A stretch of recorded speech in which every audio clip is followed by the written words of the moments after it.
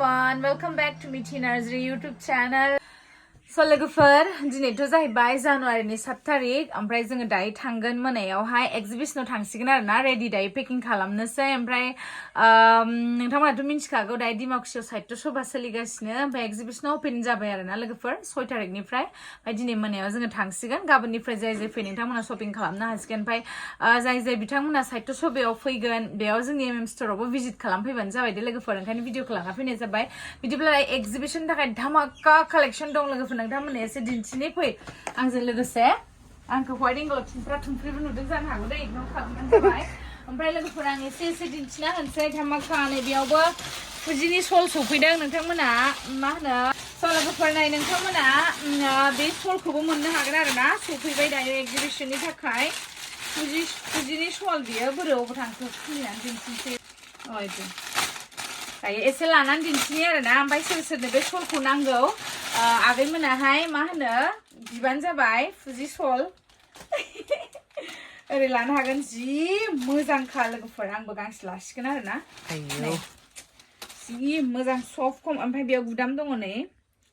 direct बियो hello लेडिसनिफ्रायनो सफैदों आरोना लोगोफोर ओमफ्राय नायदो मोजां नुदोंना बिराद मोजां कालार सफैदों आरोना कालेक्शनफोरा आगैमोना लांफैदोल' आरो ओमफ्राय नै बेयाव गोबां ब्लाउज दं एफएनएफ नि मोजां ब्लाउज दं ब्लाउजखौ खिथाजोबला ओमफ्राय नै बेयाव मोजां भेराइटिस बेग दङ हेन्ड बेग नै बेबायदिखौबो मोनगोन आरो आगैमोना थुलुं बेगखौबो मोनगोन बा हाबायाव थांबा दख'नाजों जि मोजां ओरै लानानै थांनो हाबाय आरो दे आगैमोन ओमफ्राय बेलेग भेराइटिसनि बेग मोनगोन हेन्डमेड आरोना आखाइजों बानायनाय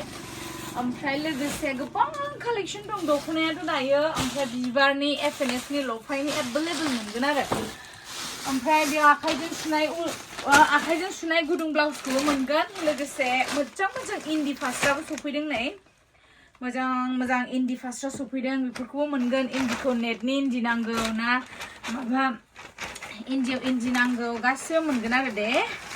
आगैमोन ओमफ्राय बै ब्लेक इन्दिबो मोनगोन बेफोरखौबो मोनगोन बेखौबो लांगोन आरो ओमफ्राय लोगोसे नै गोबां कालेक्शन दङ बिबारनि नैबे बिबारनि निउ बिस्किटआ बेफोरो गासिबो बिबार एफएनएफ मिक्स दंजोबो आरो मिक्स दंजोबो गासिबो सामाना थांजोबगोन जायखिजाया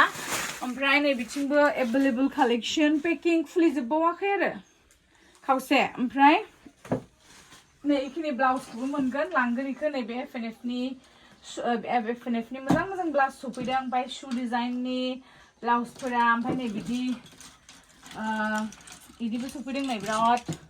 स्टाइलिश ब्लाउस फैदों दायो आगैमोन जाय नांगौ एक्जिबिशनाव मा होनो एक्जिबिशनाव भिजिट खालामफैबानो मोनगोन ओमफ्राय दिनै जोंना 7 तारिख दिनै स्ट'रा खुला दंबावो आरोना आगैमोन ओमफ्राय स्ट'र खुलायावहाय नोंथांमोना दायो दसे सम शपिं खालामफैनो होनबा हागोन दायो जों बेलासियावसो पेकिंखौ खालामगोन आरोना ओमफ्राय लोगोफोर ब्लेक इन्दि सफैदोंमोन आंनावहाय ब्लेक इन्दियानो दायो बे 2 पिसल'सै सोल आउट जाजोब्बाय आरोना 2 पिसल'सै ओमफ्राय बे 2 पिसखौ सोरनोबा नांगौबा थाब लायोबा मोनगोन आरो दे लोगोफोर बेनोसै आरोना लोगोफोर ओमफ्राय आर'नाइ कालेक्शन मोनगोन आर'नाइ लांगोन ओमफ्राय हेयार क्लिप राबार्सफोर एभेलेबल दंखायो बेफोरखौ लांगोन ओमफ्राय लोगोसे नै बिबार दख'ना एफएनएफ मोजां दख'ना बे एफएनएफनि गोसोम आरो पिंकआ सोर बिदोंमोन बेखौबो मोनगोन स' लोगोफोर बिदिब्ला बांद्राय फोलावथ'ला ओमफ्राय दिनै जोङो एक्जिबिशनाव थांसिगोन नोंथांमोननो खिन्थाबाय स' गासैखौबो लोगो मोनगोन होननानै आं मिजिंथिबाय आरो जाय बिथांमोना साहित्य सभायाव फैयो जोंनि एमएम स्ट'राव भिजिट खालामो